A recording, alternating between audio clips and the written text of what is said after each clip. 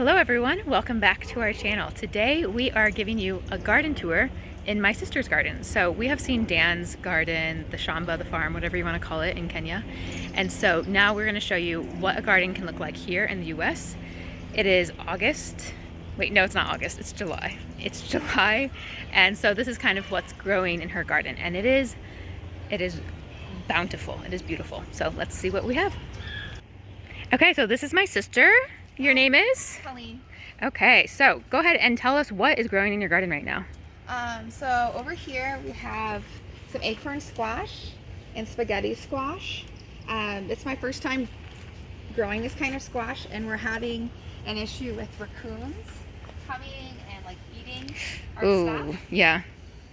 But we do have some good stuff. So these are a lot of vines. They're kind of all growing together. So I'm just using my fence to help grow. We also have peppers growing over here, eggplant, and zucchini. Nice.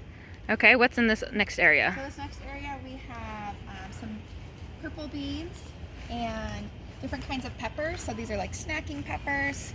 We have some spicy peppers, tomatoes, as well as some greens like kale and arugula. It smells really good, everyone. You can't smell it, but the fragrance is so nice over here.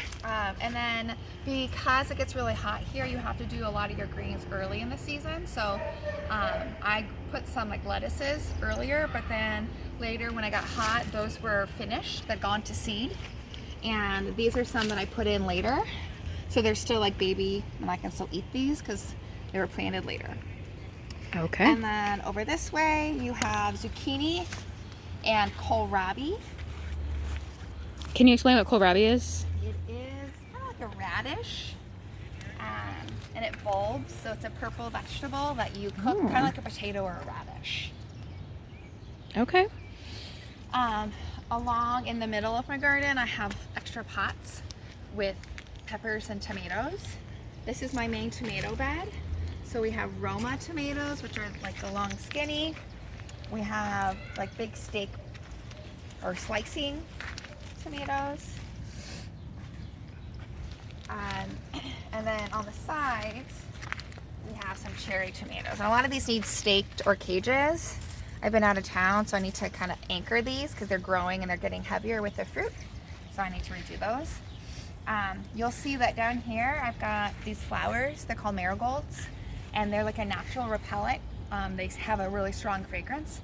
So we put those around the garden bed to get bunnies to not come eat what's in the garden beds.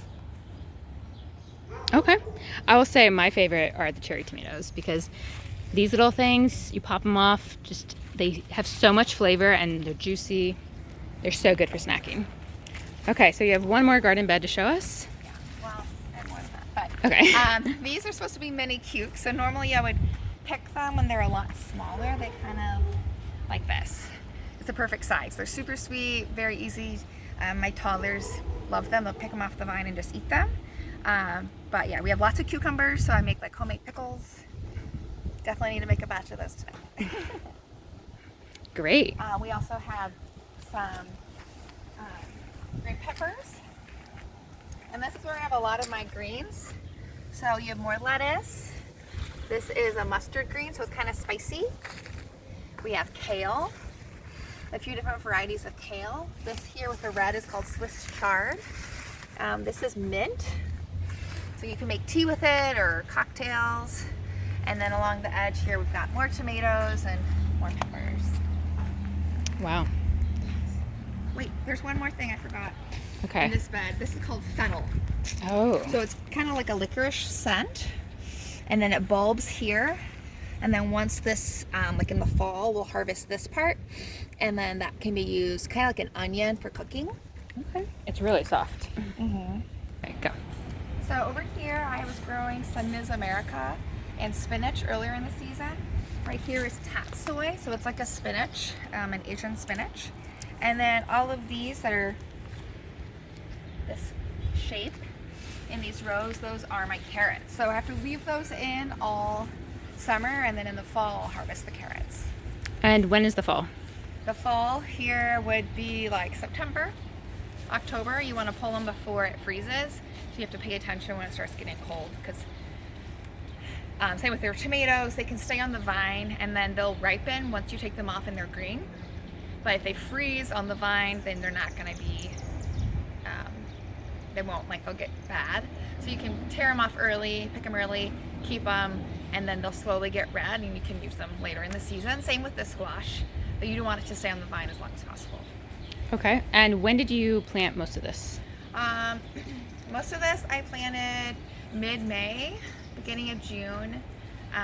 As I have a lot of free seeds from our library and free plants from like different organizations. So as I got more things, I throw more things in the ground and just kind of see how it grew. Okay. So May through September, October is kind of the growing season here. Yes. Okay. Great. Is there anything else you want to show us? Any flowers you want to show us? Yeah. Okay.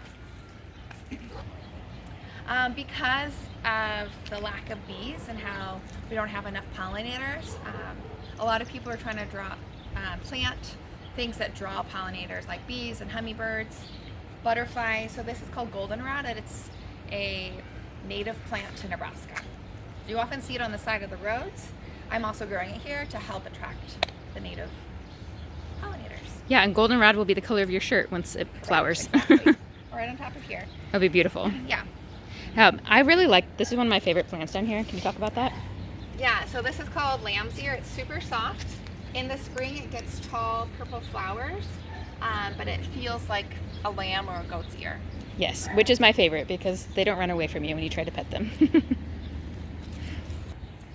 So these are some more native plants and pollinators. So Megan, you want to zoom in? There's probably like 20 bees. It's called bee balm. Yeah, I experienced a lot of bees here when I was picking some flowers. So many bee balm. Then Liastris is the purple. Feverfew is the yellow that's on the ground. We also have hyssop. And hyssop is like a purple flower. This is called a common plant. And then I do have some really pretty flowering plants over here that I really love. They're called zinnias. And they have all sorts of different colors. So this is a zinnia. And then this over here is hyssop, which it actually is edible. And you can make it into teas or like use it for different flavorings. I also have, this is what monarch butterflies eat. I'm blanking on the name. Okay. I'll think of it. Milkweed, that's what it's called. Milkweed. There's different kinds. There's swamp milkweed and common milkweed. This is some common brand, but monarch butterflies only eat that, so you want to plant as much of it as you can to help with the monarchs. Nice. Now, So we have a few more vegetables up here, as well as more flowering plants. So this is asparagus, so it kind of went to seed. So it should be in the first year you want to keep cutting it off so that the nutrients go down and do the roots. So this is really tall. Normally it's a much shorter, stocky vegetable. Looks like this.